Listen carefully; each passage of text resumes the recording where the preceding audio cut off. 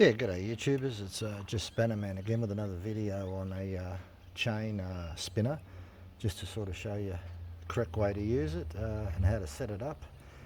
So, chain's already been made up. It's a 72 link chain, drive link chain, which is 20 inch, and what you've got to make sure is that you break it in the right place before you start. So as that comes off the roll of chain, right in front of the tooth is where you break it, and you break it at the back of the tooth.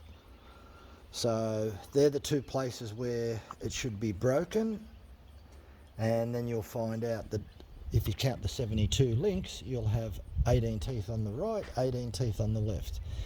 So all that has to be done then is to put it into the machine and spin it. Now, most of these machines come with two anvils. Now, this anvil here is for your smaller 3/8 chain. So it's called a B. Yeah, it's stamped on the back there, B. So that's the shape of it for the 3/8 chain, and there's a little indentation in there, so it sits right over the rivet. The one that's in the machine is an A, which is larger. So the larger one is called the A. Okay, to set one of these up properly, what you got to make sure of is that when you lay your chain here, that your rivet sits right in here, and you can adjust this lock nut here so that you can move this unit in and out.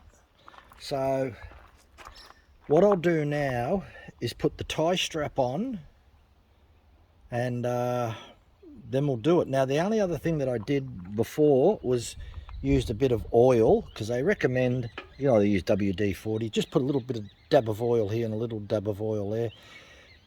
It's just a bit of lubrication helps. So it's just a matter of now of putting that tie strap on and getting it ready and putting the machine. So that's just a matter of grabbing the tie strap,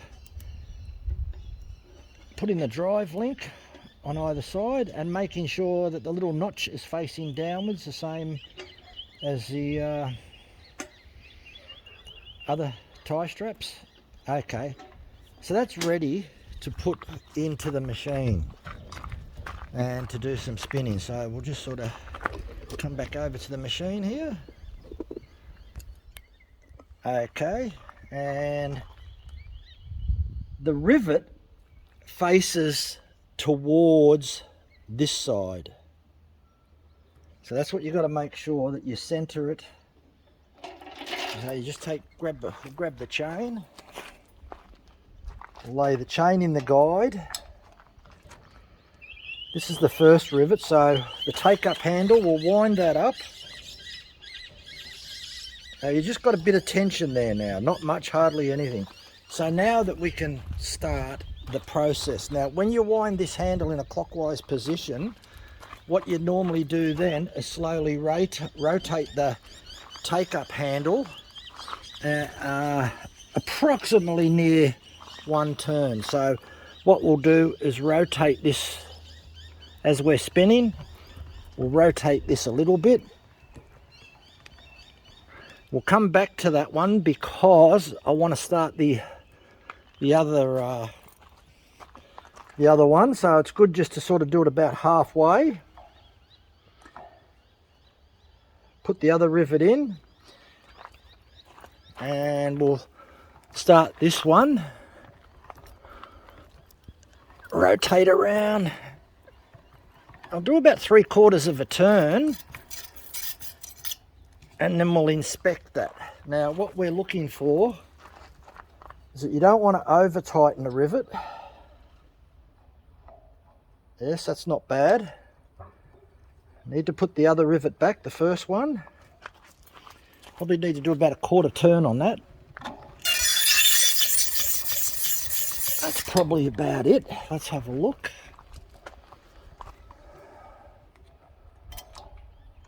Yep, the link just moves. Yep, that's what you want. I don't know if we can see that. Hopefully we can see that. That's pretty good.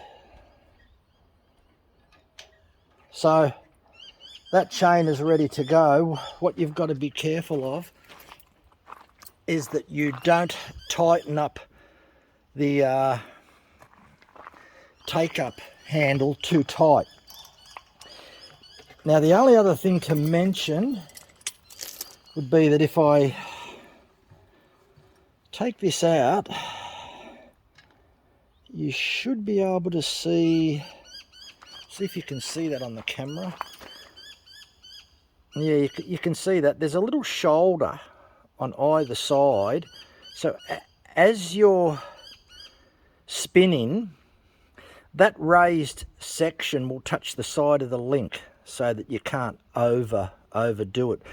But what you've got to be careful of is that you don't over tighten as you're spinning, that you don't tighten this is too tight, and then if you do that, then the link will be jammed that tight. So that's why, with a bit of experience, that you do approximately 2/3 of a turn.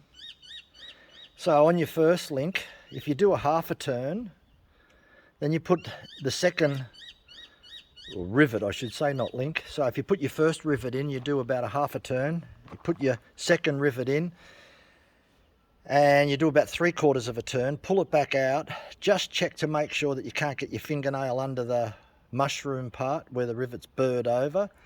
Make sure it moves freely. If it feels a bit sloppy, put it back in and just give it a little bit of a touch here. Not much, just maybe 1/8 of a turn more.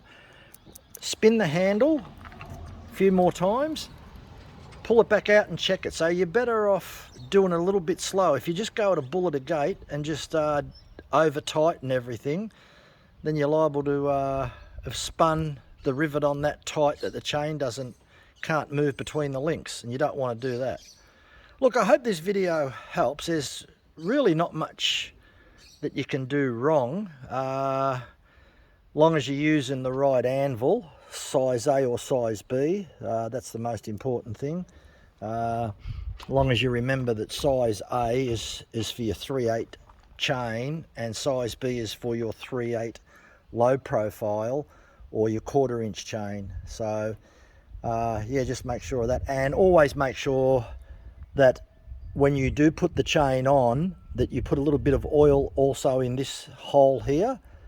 And it's a good idea, I think, to put a bit of oil on here, because if you're doing it dry all the time, eventually dry metal on dry metal just will wear it out a bit quicker. So to get a bit of longevity out of the tool, it pays to put a bit of oil on. Look, I hope that video helps.